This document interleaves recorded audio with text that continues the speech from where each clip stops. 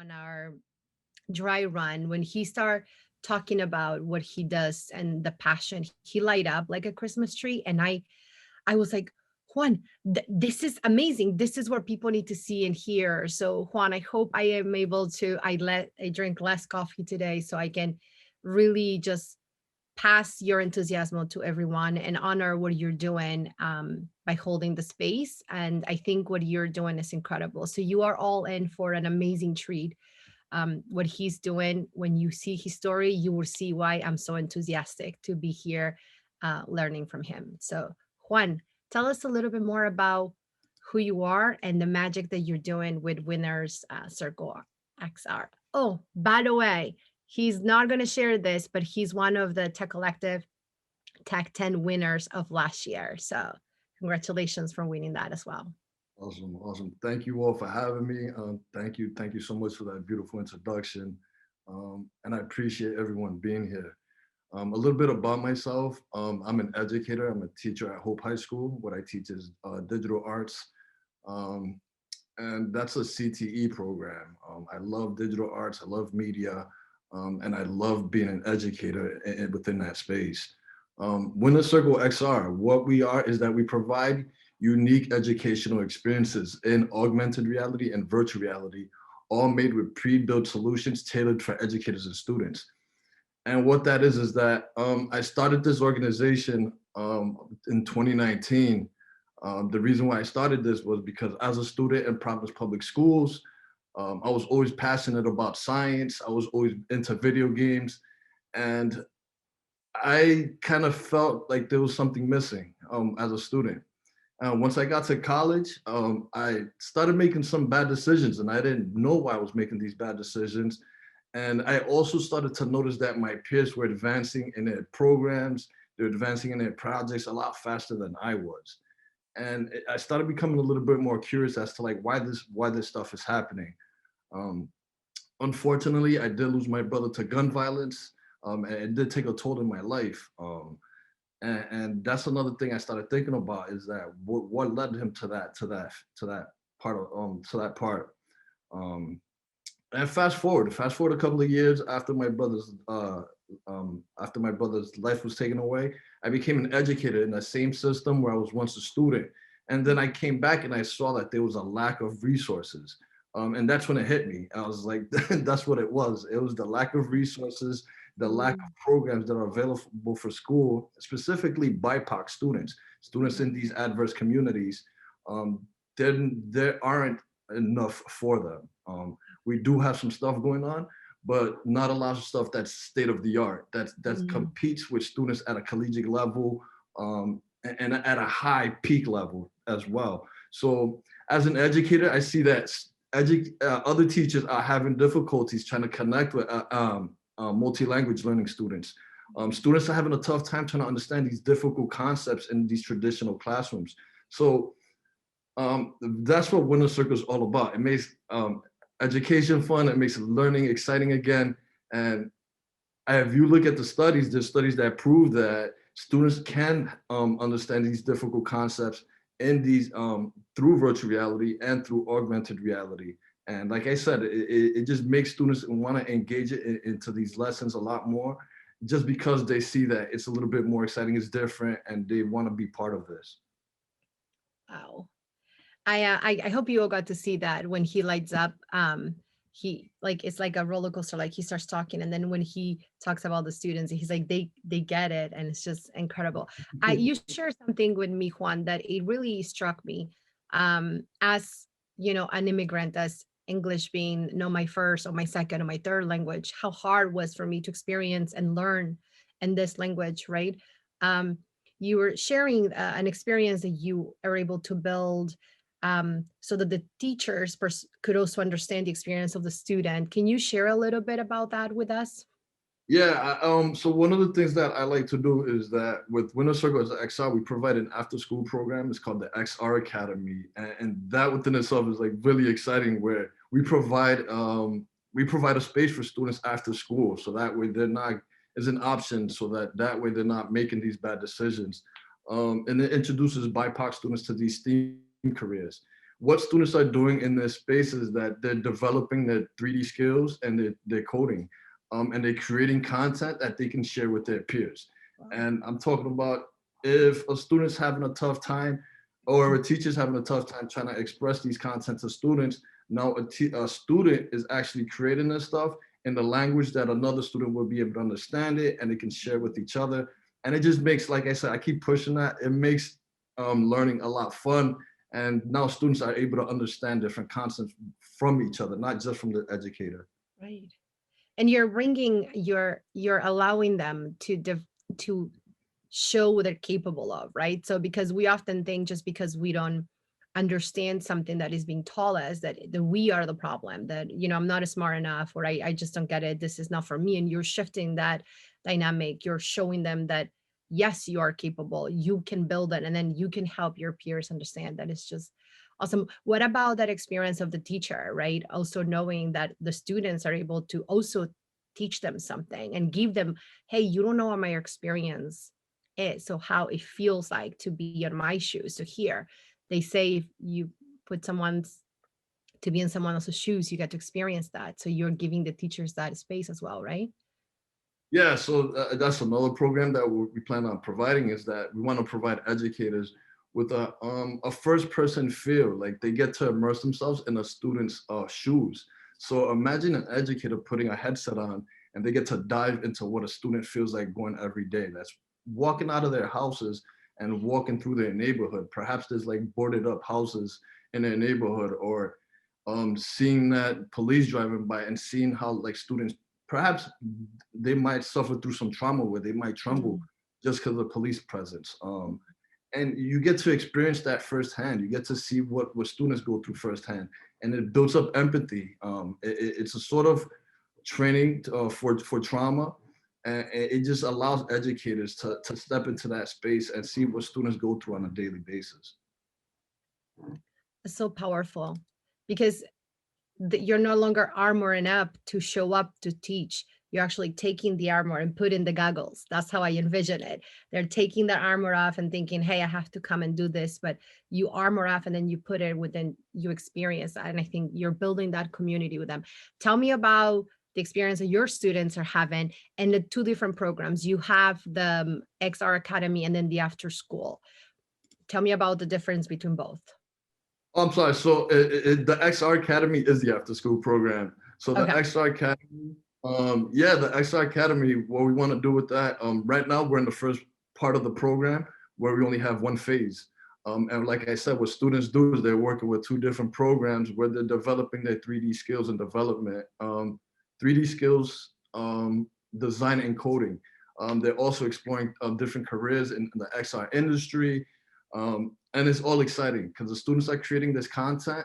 And after they create this content, they can either put on a headset and immerse themselves in whatever they designed, or they can bring it up into their own spaces through augmented reality. It's really fun and exciting. Students are celebrating themselves, they're celebrating their cultures. One specific example I do have, if you just let me share my screen. So this is really exciting within itself. A student created an exhibit of Cambodia. Now once you have the opportunity to put on a headset and you get to dive into this world that a student created. An actual fifth grader created this, and you get to Oh my experience God. what it feels like to be in Cambodia. So right now there's two different versions of virtual reality. There's non-immersive, which means you get to stand in front of a monitor and you get to experience that 3D environment, or you can put on a headset and you can look around and actually feel like you're in there. I'll show you what a non-immersive example looks like. And if I press play, it's this right here. So you can see he has all sorts of artifacts from Cambodia. There's images, a whole bunch of facts in there. There's animals, but it's a kid-friendly version. But once you're in here, you'll be able to hear what Cambodia sounds like. You'll be able to experience all the different stuff that Cambodia has to offer. And it's a fun project for students to design. It's a fun project for students to learn from, because now this is a project that was designed by another student, and other students want to dive into this because they want to see what their friend created. They want to see, it's almost like a competition. They want to see what they Right. if they can create something similar or not better. Right. And you say who built this was a fifth grader? A fifth grader, yeah, that's the exciting part about it. So it lets their Wow. creativity run wild. So it's fun. It's fun to see them create this sort of stuff. So you're seeing it through the eyes of a fifth grader. I just saw like the colors, the kids there and the animals as an eye, the eye of a fifth grader. I'm curious to see like to learn what that fifth grader can build, like what he can continue to build in that experience. But it allowed us to see his vision, the student's vision as to how Exactly. this experience looks like and merging in it. Yeah. There's someone who said, and I wanted to, Evelyn, you said that this is awesome. I build this builds confidence and unity. And I just want to ask you, is that what you see, Juan? You see that? Yeah, it definitely builds confidence. Just because some students are timid, they shy away from speaking up when they don't understand something. But if you introduce technology, I mean, I say the majority of my students love technology. I've taught at a middle school level, now I'm at a high school level. And what I see is that when students don't understand these difficult concepts, they tend to shy away, or they might act up. They might act up, and they might their behavior might not be understandable. But once students start feeling comfortable seeing this technology and seeing how they can understand different these concepts, they start to dive into it. They start to want to experiment some more and see what's actually available, and they want to play around with everything that's out there. Right. If I have a quick minute, let me just show you an example of the augmented reality one. Um, I know, for example, dissecting a frog can be a challenge at a school. You can't have the frogs are not available. Even the carcass of the frog, it makes it difficult. But why not have a computer simulation frog available to students that they can take home, dissect the frog at home, and understand and learn about the organs right from the palm of their hands. Um, Wow. and this is an example right here. Right, this is the frog dissection. I'll show you real quick. This is the actual cube right here, where you hold it up. I'll show you that in 1 second. But students get to pin the frog down, and they get to open it and then learn about the different organs. Oh, this is So beautiful. students love this. This solar systems, um, and that this is something that I keep talking about is that you might not see or have the ability to dissect a frog in these adverse communities, in communities in inner cities. But with something this small, like this cube right here, it's called the merge cube. Students can pull up artificial artifacts. Students can pull up different science simulations related to science, math, arts, and they'll have all this stuff. There's a library full of it, and they'll have it right there at the palm of their hands at home, where they can experiment with this stuff and learn from this stuff. And they can play around with their peers. They can play around with their siblings at home. Right. And again, it just makes educating exciting, and it makes learning fun. Right. You have a question which I think is I mentioned to you when we were doing our dry run. Um, what do you envision bringing this into what other classes? Like what other places do you envision? Because I believe based on what you showed, just you did science and you know the fifth grader just build an entire environment. This can be history, math. What do you envision this influence in?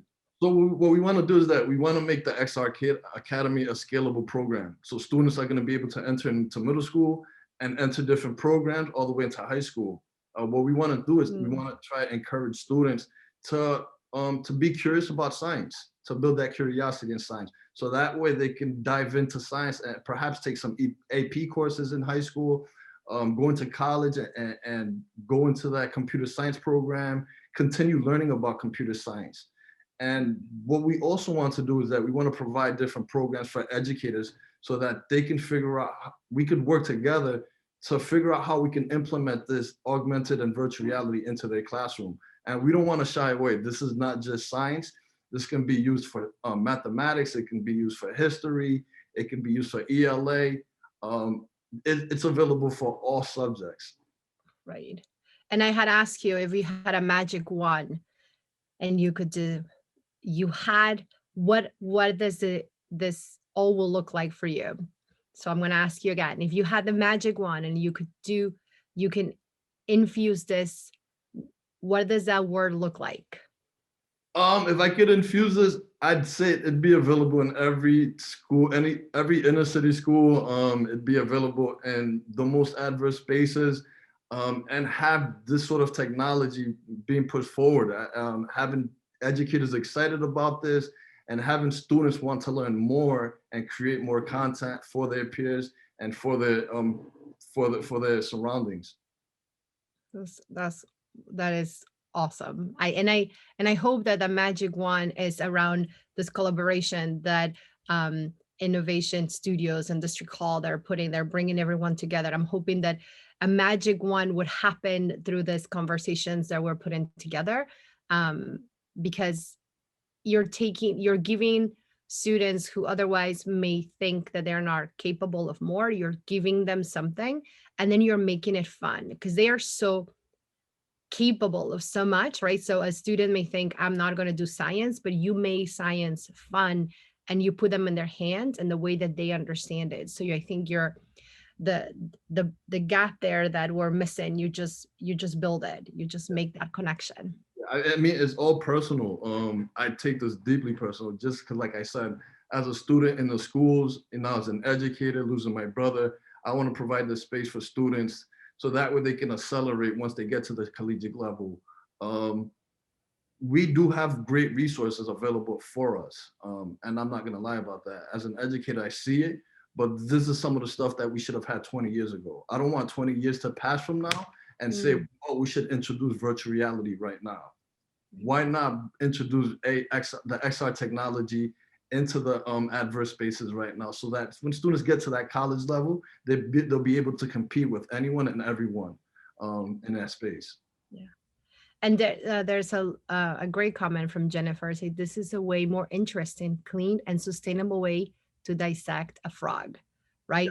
How real is that? Do you all remember walking into and seeing that and being like, I'm out of this class? I would have been the one who didn't have an opportunity to do something with it or learn because it just didn't make sense for me. And you just took that fear away yeah, and put it in their hands. And I think, Juan, every time you talk about what your students are gaining, you really reflect your experience. And I believe that you being on the forefront and representing the students and their needs because you understand it, not because you just read it somewhere, it also helps the students trust you because they know you've experienced that too. So you can give them that connection. You can help them. Hey, I'm not just telling you because I say so, but I've been there too.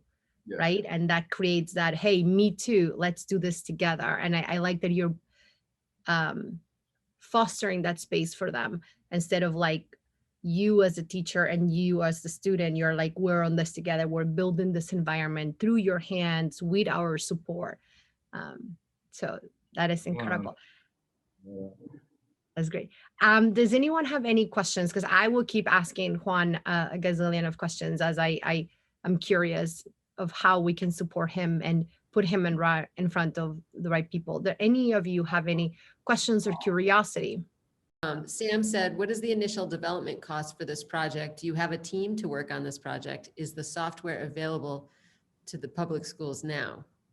Yeah, So, like we're all curious, right? I'm like, have you talked to TCRI yet? Are you working with the other teachers on, curriculum? yeah, I mean, the name of the software program is called CodeSpaces. I'm actually an ambassador for the program. I'm willing to share any codes if anyone's interested in learning more about the program. I'm available. You can just email me. We can have like a quick session, and I can introduce you to it. Um, it's not in any of the schools yet. When I was in the middle school level, my principal did support me to bring it into that school. Um, but unfortunately, I transferred over to a high school level, so I didn't have the opportunity to stay with the students throughout the whole school year. What I want to do is that I want to figure out ways to introduce this to every school and train educators so we can figure out ways to introduce this to students and to have this in their classrooms. How can we help you, Juan? I think the best way to help me right now is to visit my website, sign up for our monthly newsletter, visit my social media sites, Winner Circle XR on Facebook, Instagram. And that's the best way right now. Stay on top of what we're doing, spread the word, let other educators know about what we're doing. And what I plan on doing is over the summer, we're transferring over to the 501c3, and we're gonna start accepting donations, and so that way we can continue pushing that after school program, so that it's either affordable or for free for students. Ron, I know you are very involved with education through, construction and development. Do you have any ideas on how we can expedite getting this into our schools? Well, I think what he just said, the 501c3, would be very, very helpful, because having that official status provides him with the door opening experiences, so that with a simple presentation like today, and as we were all very involved and excited about this, so that would be very, very helpful. And then through the website to get young people excited so that they can go out and say, why aren't we doing this?